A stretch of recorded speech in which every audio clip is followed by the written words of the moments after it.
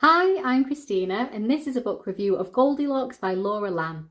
So this is a science fiction novel and it was published in 2020. So I really enjoyed this book. I've given this one 5 stars and it's a really interesting space science fiction novel. So our main character is called Dr. Naomi Lovelace, and the book itself is set 30 years after the events of the book. So you first meet Naomi as she is recounting her story of what happened to somebody, and then we go back in time 30 years to the very beginning of the story and see what actually happened. So we know for a fact that Naomi is going to be okay because obviously she is telling us what happened 30 years ago, and it tells you at the very beginning of the book that she has never given an interview in 30 years, and this is a very momentous time in history. She was an astronaut, she worked for NASA at the time, and they were exploring a different world where humanity could live. So this is set in a time in a not too dissimilar version of our own planet, and climate change has really affected the world, and it's getting to the stage where they think that people will not be able to live on Earth for much longer. It isn't going to be capable of sustaining life, so people are going to have to leave Earth. There are people trying to make it possible to live on Mars, but this is something that will take years and years, decades and decades, and they probably don't have the time to move humanity to Mars in the time frame that they think that Earth has left in its ability to sustain life. So it's thought that the best plan for humanity is to find another planet that can sustain human life. And the people in this story have their eyes set on a planet called Cavendish. That planet is 10.5 light years away from Earth, and the way you can get there is there is a ring built around Mars in this world. So you will need to get from Earth to Mars and then to the ring, and then the ring will then take you to Cavendish, and that's the journey that people will take. So there's plenty of people that think humanity's only option is to find a different planet to live on. And there's other people who think that if we just recycled a little bit more or just kind of use slightly less carbon, we'll probably be able to live on the Earth. And there's lots of different kind of rhetorics about how to survive on the Earth, what's going to happen. And there's definitely some discussions about what will happen to the wealthy as opposed to what's going to happen to the poor, for example. And she kind of paints a world a little eerily similar to the one that we're living through now, in the sense that most of the story is obviously set in America.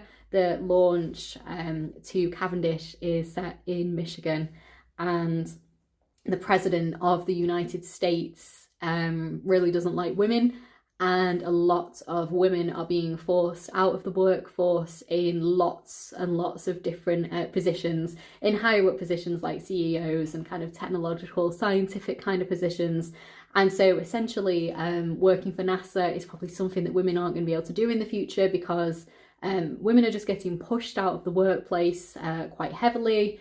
And it's kind of a movement where it's getting quite misogynistic, quite sexist, difficult to be living as a woman, and there's different things that they put on you. So if you have a really good job, they might be more likely to kind of phase you out and just kind of let you have a child and just kind of disappear. And some people have to take that because you get paid like a stipend, like a certain amount of money to do so. So for some people, they have to kind of lose their job or lose their career because they couldn't afford not to, essentially. So yeah, it's interesting. And her president does seem a little kind of reminiscent of Trump, one could say, anyway. So yeah, it's an interesting story, and I was very intrigued about what was happening. And we're following what is essentially only a few main characters. So the people that are on this mission are all women. We have, I think there's like 4 or 5 people who are on their space shuttle trying to get to Cavendish. And then we also have one important person left on Earth. So the main woman that's kind of running this, she's very wealthy woman. She's done very well for herself. She is called Valerie, and the person left on Earth is her son. And Naomi is also raised, our main character, is also raised by Valerie. So she sees her as a mother kind of figure. She obviously had her own mother who passed away, so she doesn't see her as her mum, but the relationship between them is very much kind of mother and daughter, and she looks up to her, and obviously she cares about her a lot, she loves her, she respects her. So we're kind of following this group of women on their mission to find a new planet for humanity. And yeah, I really enjoyed it. I thought it was a really good book. I really enjoyed it. Yeah, it was just a good time. It was really interesting. And obviously a lot of the story itself is set in space. So for a big chunk of the book, it's them trying to obviously leave Earth, trying to get to Mars, etc., trying to get to Cavendish. And it's set in it kind of jumps around in time for a decent amount of time. So obviously in the very beginning, we go back 30 years to see what happened, and Naomi is telling this person her story. So she's recounting the events that happened in a kind of interview style for the first time ever. But the story itself isn't written in an interview style, it's written in kind of traditional prose. So you get to a certain part of the book and you actually forget that it is Naomi narrating this story. At least I did anyway. I forgot that it was Naomi narrating this story to someone in a kind of interview format. But yeah, I really enjoyed it. Like I say, a lot of the story itself is set in space. So we spend a lot of time on the space shuttle, and we hear about all of the other different characters, and they're all obviously very, very intelligent women. They're all scientists. They have different kind of specialities. So one's more like a biologist, and one would be a bit more like a chemist. And our Naomi is a botanist. So she's very into trying to find plants that will live on a alien planet, essentially, which is basically her speciality, which is very, very important. And the substance that most people are surviving on the like shuttle is algae, and she can grow algae and then make it into cubes that you can eat and blah blah blah. But yeah, no, I enjoyed it. It was a good kind of science fiction space opera kind of book, and it was really nice and quite refreshing to see an entire crew that were just women. So obviously just 5 women going to space trying to find a new planet for humanity to survive on. Obviously it's not quite as simple as that. I'm not going to tell you any of the detailed kind of plot points. It's not quite as simple as that. There's lots more kind of like politics going on, which is interesting.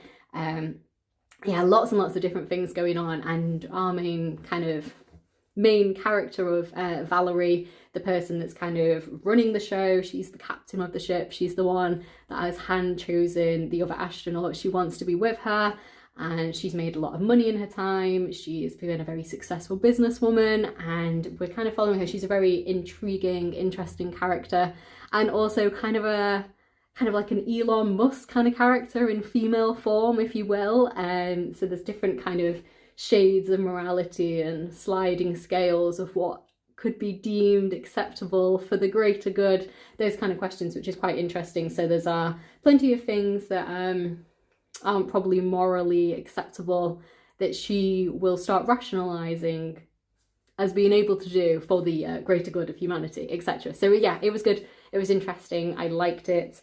I liked the characters. I liked a lot of the things they started exploring. There were some very difficult decisions that they had to make throughout this story, and seeing the ramifications of some of those decisions was interesting too. And also just watching what happened to the women. Obviously I'm not going to tell you what happened because of spoilers, but there's a couple of things that happen that are like noteworthy parts of the book where something like X happens, and then this then affects what they're going to do, and they kind of have to come to a decision individually, collectively, about what is the right thing to do, what would the moral thing be to do, can we do such a thing, could we live with ourselves if we did something. There's lots of very difficult questions that would be kind of theoretical, philosophical questions of what might you do in this scenario, and then it suddenly becomes not a theoretical philosophical question, it becomes an actual real life question that they have to deal with and they have to answer and be okay with that. So yeah, I enjoyed it. It was a good kind of fun science fiction, kind of space opera kind of novel, and I like the fact that it was 5 different women, and yeah, I just had a good time with it. Like the characters, like the story, had some interesting questions. Yeah, it's kind of eerily similar to some of our actual world, and she wrote this in 2020, so yeah, she she definitely has written a world that feels somewhat eerily similar to ours, but also slightly different enough to make it science fiction, if that makes sense. And obviously the fact that it's set in space makes it science fiction. But yeah, I enjoyed it. I would recommend it, and I'd definitely read more by her. So if you have read this book, I would love to know what you thought of it down in the comments below. If you've read anything else by her, I'd love to know what you thought of that too. So thank you so much for watching. Please do like the video if you liked it, and please do subscribe if you'd like to hear more of me talking about books. I'll see you in my next one.